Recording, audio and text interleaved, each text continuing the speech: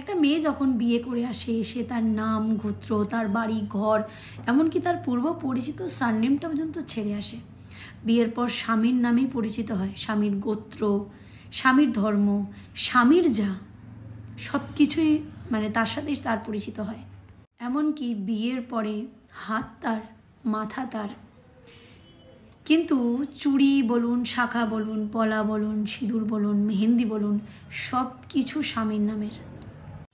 বিয়ে হওয়ার পর, বাচ্চা হওয়ার পর পেট তার, শরীর তার, রক্ত তার, কিন্তু সন্তান স্বামীর নামের।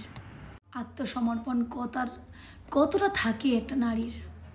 কিন্তু অনেক পরিবারে আজও ছোটোখাটো কিছু হলেই শুনতে হয় সেই নারীকে, যাও যাও, আমাদের বাড়িতে এসব চলবে না, যা করার বাবার বাড়িতে গিয়ে করো।